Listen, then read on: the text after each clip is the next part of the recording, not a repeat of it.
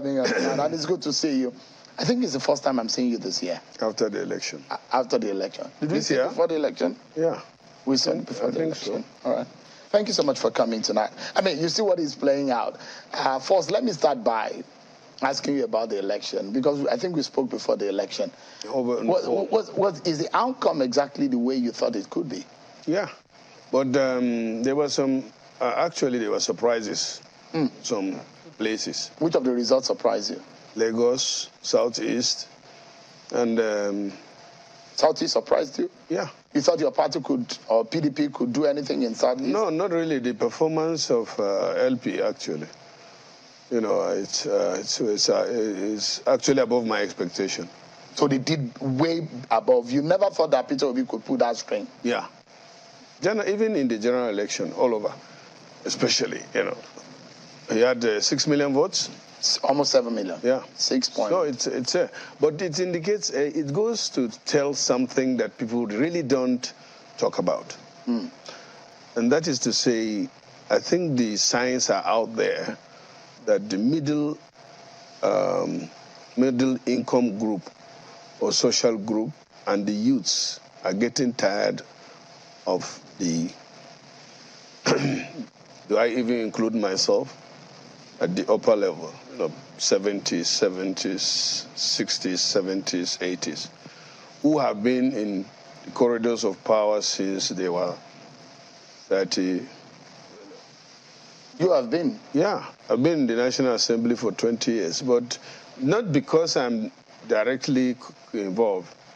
The National Assembly does, you know, the quality of work in the National Assembly depends on the number of people who have the experience or ranking. That's why right now in the U.S. Senate, the oldest senator have been there for 43 years. Joe Biden was in the Senate for 31, 32 years. And the ranking plays a great role there because we are legislators. But in the executive, you need people that are youthful, that are young, that have the energy to execute. So I mean, I'm going to come to National Assembly politics. So your candidate was declared the winner. Yeah. Although a lot of reactions have trailed it. Some people are not happy. Some of your supporters are happy. And you've seen some of the reactions. What do you make of them? The Nigerians have spoken. You see, we are trying to hype up trivialities like religion, like tribe. But an ordinary Nigerian don't buy into that. And that election results have shown that too. You think so? Yeah. I mean, because there are those who have analyzed that religion, the same religion strategy of your party appears to have worked in your region, for example, in the Northeast. Perhaps the reason why your party performed, and in some part of the Northwest in that regard. Yeah, I can say to some extent, but overall, in the overall, our party that is tagged as Muslim or a Muslim party won in the Southeast. Won some seats in. We have how many senators from Southeast? We have senators from Southeast. We have senators from South-South. And we have senators from North Central. There is no region or geopolitical zone that the APC didn't have a candidate. Have we learned any lesson, I mean, at all? If there are the cleavages of this country has been widened by some of these very dirty part of politics, I mean, have we as a people come out to learn any lesson at all? No, we have not. Especially politicians are banking on this to the extent that the democracy, to me now, democracy in Nigeria doesn't exist. Because I have once said it or twice here, that the whole polity, democracy has been taken over by kleptocrats and plutocrats, and now religion and tribal sentiments have been placed in it, putting democracy itself, that is government of the people, for the people, and by the people, have been put in the background. And those kleptocrats and plutocrats, and then the tribal and the religious, You find people going now, instead of going to the public to campaign, they go to churches, they go to malams to go and campaign. And people can blame you and your friends for that. You are the ones playing the politics. Who are my friends? Well, you are a politician. Yeah, politicians are always from the public. We're not from the moon. Politicians are from the public. But a politician is like you. Maybe because you are not in politics because you didn't have the chance to be.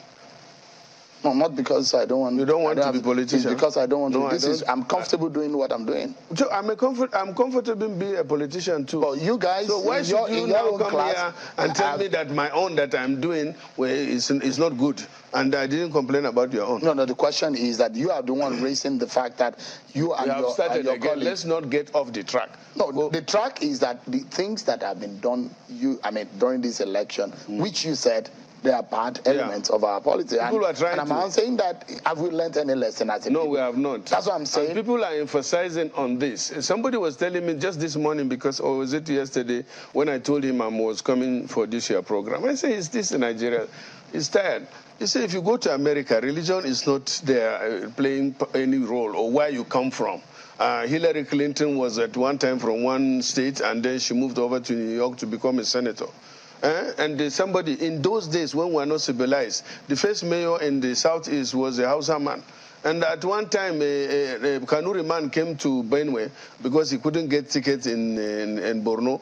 He contested in Benue State, and he was a member of House of Rep. The candidate of your party, Bola Tinubu, will be taking over as the next president. Yeah. To fix some of these sentiments that have largely divided the Nigerian people, what would you suggest that he should do immediately to fix these cleavages? Immediately he takes over, he should be the Bola Tinubu that I know.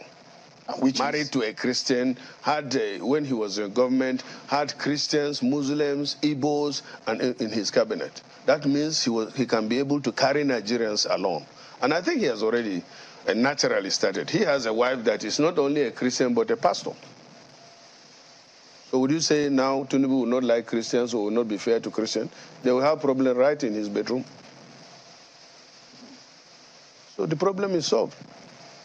How can you say just because Tinubu is a Muslim, oh, he's a Muslim and no, it's about a Christian? It's a personal something. It's personal.